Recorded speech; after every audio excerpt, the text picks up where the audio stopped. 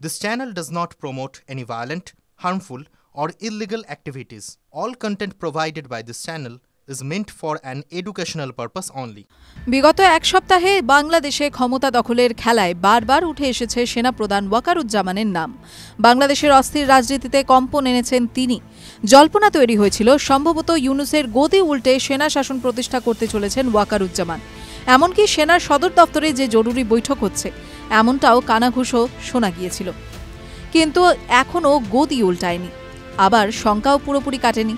তার মাঝেই প্রকাশে আরও বড় তথ্য জানা গিয়েছে। সোমবার সে দেশে দুদিনের সফরে এসেছিলেন মার্কিন যুক্তরাষ্ট্রের প্রশান্ত মহাসাগরীয় বিভাগের deputy commanding general Joel P Vowell. পদ্মাপাড়ের দেশে সফরে এসে সেনাপ্রধান ওয়াকারুজ্জামানের সঙ্গে জরুরি ভিত্তিতে বৈঠক সেরেছেন তিনি। কিন্তু যখন সেনাপ্রধান নিয়ে এত বিতর্কের আঁচ, সেই আবহেই হঠাৎ কোন উদ্দেশ্যে বাংলাদেশ পাড়ি দিলেন মার্কিন সেনাকর্তা? জানা গিয়েছে বাংলাদেশের নিরাপত্তা ও সেনাকে শক্তিশালী করার উদ্দেশ্যেই ছিল এই সামরিক বৈঠক।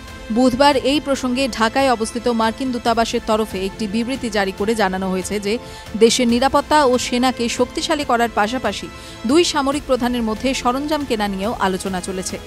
বাংলাদেশ সেনাপ্রধান ওয়াকারুজ্জামান ও মার্কিন সেনাকর্তা জোয়েল পি ভোয়েল। সেই বিবৃতিতে আরও দাবি করা হয়েছে যে মার্কিন যুক্তরাষ্ট্রের থেকে অত্যাধুনিক প্রযুক্তির সামরিক সরঞ্জাম কিনতে আগ্রহ প্রকাশ করেছে বাংলাদেশ। জানা গিয়েছে সেই বৈঠকে সেনাপ্রধান ছাড়াও ছিলেন জেনারেল কামারুল হাসান সহ আরও বেশ কিছু সেনাকর্তারা।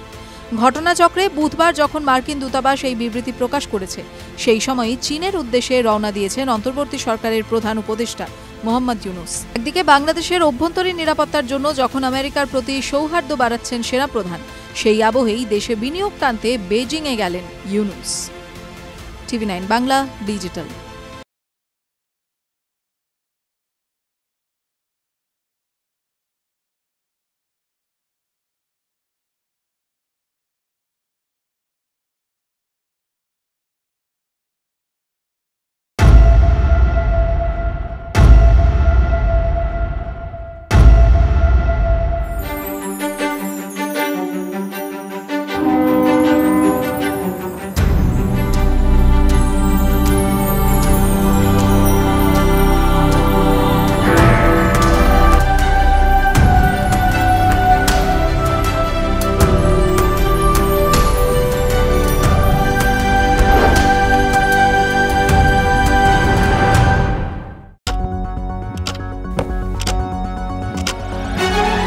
রাজনীতি শুধুই কি রাজার নীতি?